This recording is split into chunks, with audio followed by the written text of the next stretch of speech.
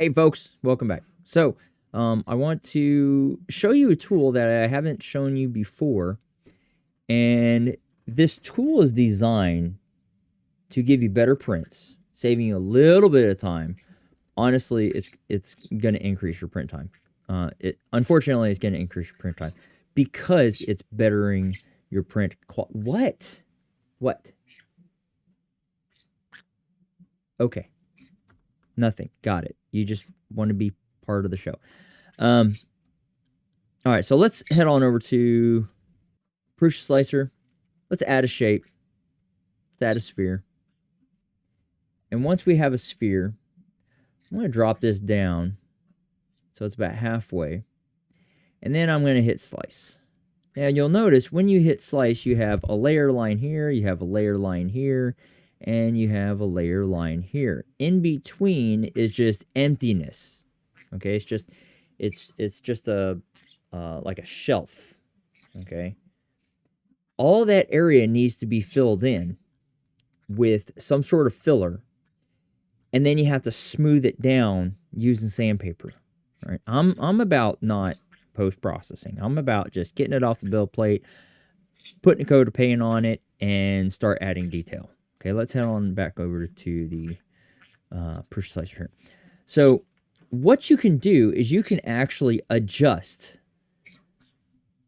the print height by hitting height range modifier, and you can adjust this to be, you know what, between 0 and 2, it's going to be 0.2, okay? If you want to add another layer height, you're going to have to hit the plus symbol. And now, between 0.2 and, say, 4, you know, let's just make it 100 height-wise. We're going to change that to 0.07. 0.07. So from here to here, it is 0.2, but from here to here, it's 0.7. Now at the very, very top, you may see just a little tiny bit of layer lines. Not much, but you will see some. Okay, it's not too bad, but it's better than it's better than it was. All right. But you are going to see a noticeable band and difference between this to this. Wouldn't it be nice if you can have just a gradual change? All right, without going through and just manually doing it layer by layer? Well, that is where variable layer height comes in. What you're going to do is you're just going to get rid of this because you don't need it. You're going to go up to the very, very top where it says variable layer height. Click on that. And on the right side, it's all set to 0.20 because that is what your print setting is for. Okay.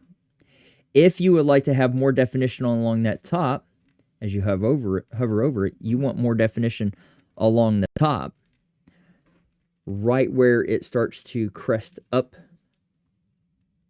What you're going to do is you're going to left click on the right side, and you are going to change it from a gray to a green. So right here, it is going to be 0.07. Between here and here, it starts to gradually change. So you're not going to see as much of a difference. Let's go ahead and slice that. Now you see right along that side, that's right where the change happens. Okay, but you want to see it very, very slight change. So what you're going to do is you're going to go to radius. You're going to change the radius where it says smooth, and you're going to smooth that out. Now you're going to see it's 0.2 all the way up to here, and then it starts to slowly change in height all the way to the very, very top. Okay. Now what this does is I have a Jabba the Hutt here made by Wexter. This is just the top of him. Well, let me change this. This is just the top of him. All right. So you can see all those individual layer lines. when I changed it to a variable layer height, okay, this is what he comes out. He articulates, okay. This is scaled down, I think by half because it was pretty big on the Prusa Mini. Okay, but now let's see if you can see a comparison for all those definitions. Now, it just didn't do it at the very, very top. It actually did it throughout the model. Okay. Let me bring him up. I'll add him back to the build plate. Now, I will have to change his size because he is a biggie.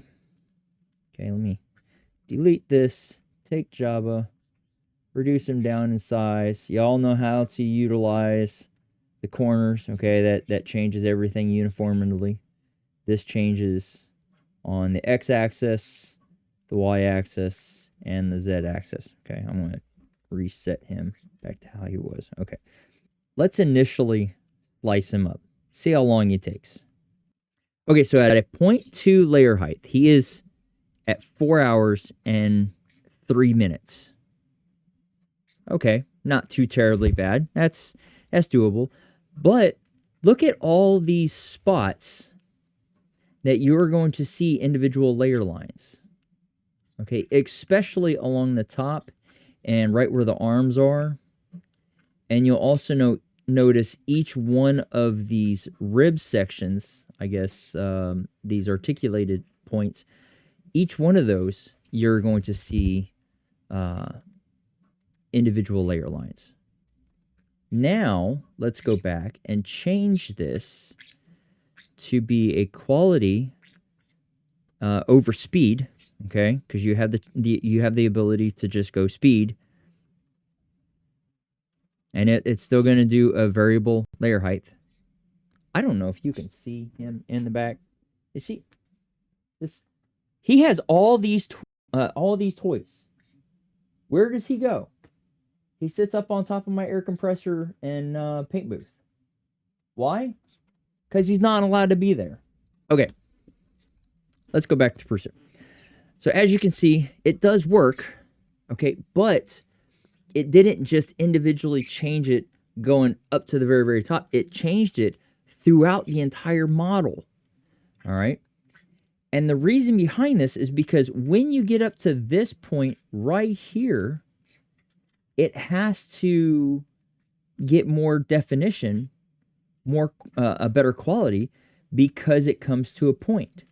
Same thing with right here, and the same thing right along his arms. So if I hit slice now, so remember we're at speed, okay? We were at 4 hours and 3 minutes. Let's slice him up, being a variable layer height.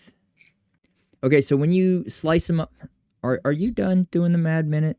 All right, so now it's at 5 hours and 11 minutes. Okay, whoop-de-doo. It's an extra hour. But you know what you did gain? You gained a lot in definition, especially along the arms. Now, it's not super defined, but it is a lot better than just being 0.2 layer height all the way across the top. Right here, you have 0.1. Let's see, you have 0.1. Up here, you have 0.07. All right. You guys are just quacking up a storm. Yes, I get it. I'm speaking to people. Okay. This is why I'm Dabble Dad. I am dad to a bunch of conyers. They're 2-year-olds for life, by the way. You can't, if they are quiet, you have to go find them. All right, because they're probably where they shouldn't be. Yes. All right. Let's go back to this model and let's change it from being quality. I'm sorry, from being changed to, from speed. Let's change it to be about 22% quality over speed. Now, let's go ahead and slice it. So now you have a lot of defined areas. You still have areas that are 0.2 layer height, but you have a lot more areas that are not. You have now gained 3 total hours print time.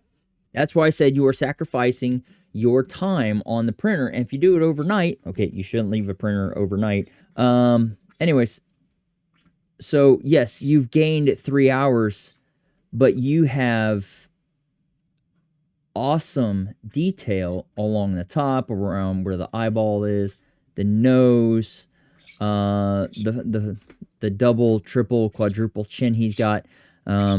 It's not very well defined, but it's a lot better. Okay, I will say it's a lot better.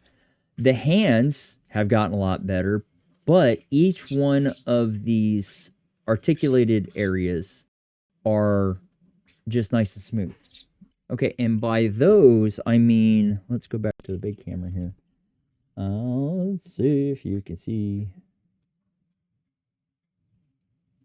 There we go.